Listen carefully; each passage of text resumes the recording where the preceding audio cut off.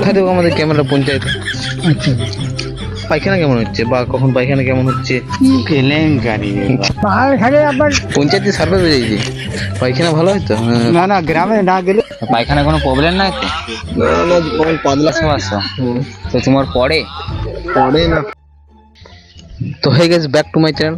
তো গাইজ আবার একটা নিউ প্র্যাঙ্ক ভিডিও নিয়ে চলে এলাম।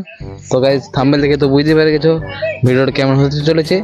আর এবং কি আমার সঙ্গে আছে গৌরব ভাই ক্যামেরাম্যান। তো তুই বলবি? তুই আমাদের চ্যানেলটি ভালো করে লাইক এবং সাবস্ক্রাইব করে দাও, পাশে থাকা বেল আইকনটি প্রেস করে দাও, আর প্রত্যেকটি ভিডিও দেখতে মিস করো না।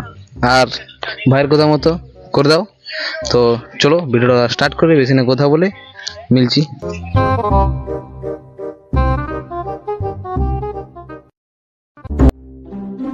হ্যাঁ এখানে রাস্তার মধ্যে যারা যাচ্ছে তাদের জিজ্ঞেস করছি। এইটা দেখা দেবো আমাদের ক্যামেরা পঞ্চায়েতে। তো এখানে জানা যাচ্ছে যে মানে সকালবেলা পায়খানা কেমন হচ্ছে বা কখন পায়খানা কেমন হচ্ছে? ভালো মানে সাদা না কালো?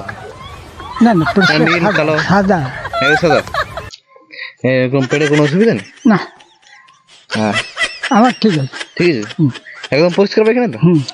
না পঞ্চায়েত থেকে গিফট ছিল মানে আচ্ছা ওষুধ ফষুধ দেওয়া না না ঠিক আছে মার এখানে আবার পাইছে হবে না कौन है?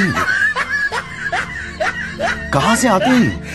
আচ্ছা এটা কি এই রে মাইক রেকর্ডিং হচ্ছে আচ্ছা পঞ্চায়েতে দেওয়া হবে। হ্যাঁ আর রাস্তাটা ক্লিয়ার করা।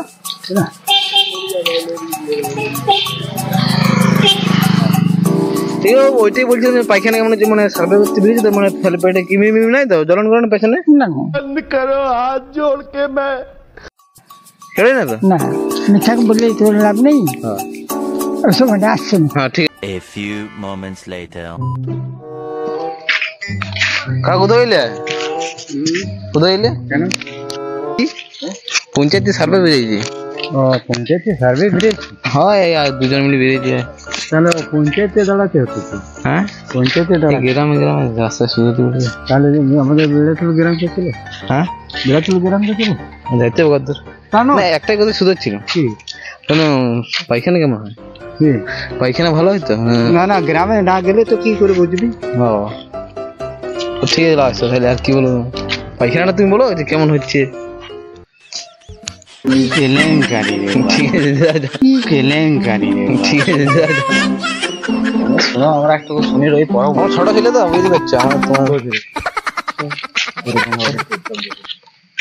क्या कहना क्या चाह रहे हैं भैया?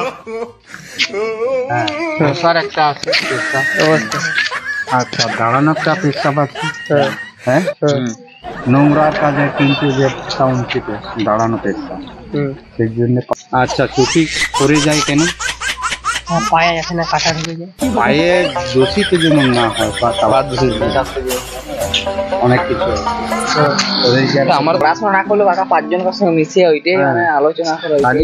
আমি 4 পর্যন্ত লাইট ঠিক আছে জ্বালাচ্ছি।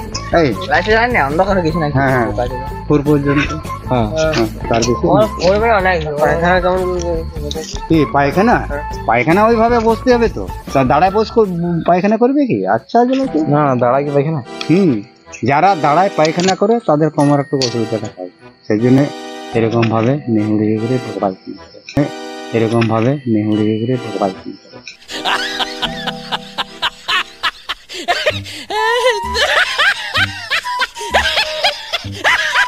বুঝতে পারেন না।